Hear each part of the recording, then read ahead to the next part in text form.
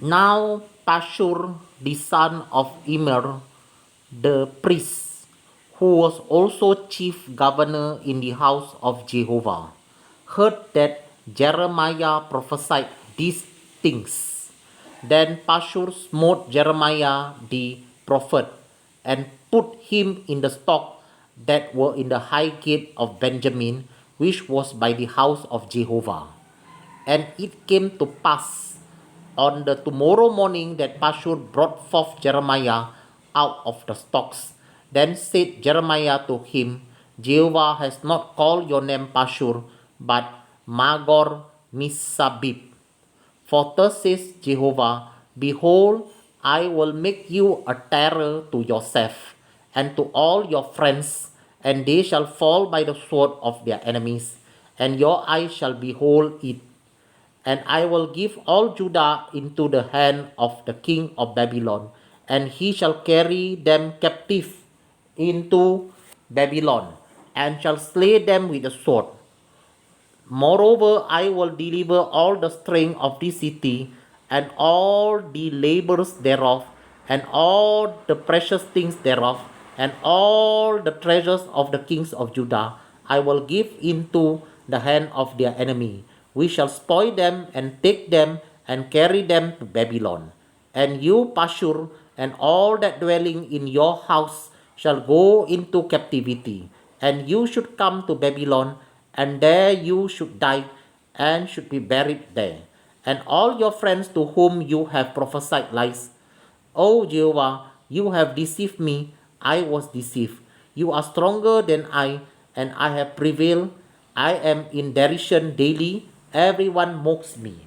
For since I spoke, I cried out. I cried violence and spoil, because the word of Jehovah was made a reproach to me, and a derision daily. Then I said, I will not make mention of him, nor speak any more in his name, but his word was in my heart as a burning fire, shut up in my bonds, and I was weary with forbearing, and I could not stay. For I heard the defaming of many, fear on every side, report say they, and we will report it. And all my intimate friends watch for my halting, saying, peradventure he will be enticed, and we shall prevail against him, and we shall take our revenge on him. But Jehovah is with me as a mighty terrible one. So my persecutor shall stumble, and they shall not prevail. They shall be greatly ashamed, for they shall not prosper. Their everlasting confusion shall never be forgotten.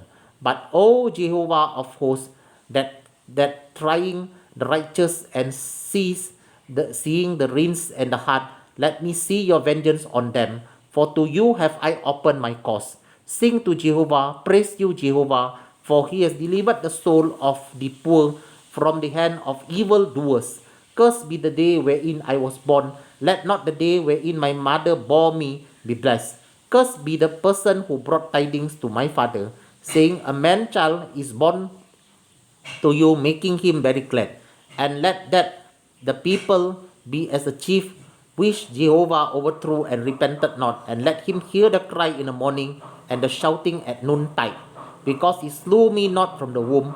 Oh, that my mother might have been my grave, and her womb to be always great with me. Why came I forth out of the womb to see labor and sorrow, that my day should be consumed with shame? जब यिर्मयाह ये भविष्य द्वारी कर रहा था, तब ईमेर के पुत्र पा पाशहूर ने जो याजक और यहोवा के बावन का प्रधान रखवाला था, वो सब सुना। तब पाशहूर ने यिर्मयाह भविष्यद्वक्ता को मारा और उसे उस खत में उकार कर दिया जो यहोवा की भवन के ऊपर बिन्यामीन के फाटक के पास है। सवेरे जब पाशहूर यिर्मयाह को खत में से निकालवाया, तब यिर्मयाह ने उससे कहा, यहोवा ने तेरा नाम पाशहूर नहीं मागोशिर्बेशबिब रखा है, क्योंकि यहोवा ने यूँ कहा है, देख मैं तुझे तेरे लिए और तेरे सब मित्रों के लिए भी भय का कारण ठहराऊंगा। वे अपने शत्रुओं की तलवार से तेरे देखते हो वध किए जाएंगे। मैं सब यहूदियों को बेबीलोन के राजा के वश में कर दूंगा। वो उनको बंदा बना कर बेबीलोन में ले जाएगा और तलवार से मार डालेगा। फिर मैं इस नगर के सारे धन को और इसमें की कमाई और सब अनमोल वस्तुओं को और यहूदा के राजाओं का जितना रखा हुआ धन है, इस सब को उनके शत्रुओं के वश में कर दूंगा और वे उसको लूट कर अपना कार लेंगे और बेबीलोन में ले जाएंगे। और हे पाशूर, तू उन सब समेत जो मेरे घर में रहते हैं बंदवाई में चला जाएगा।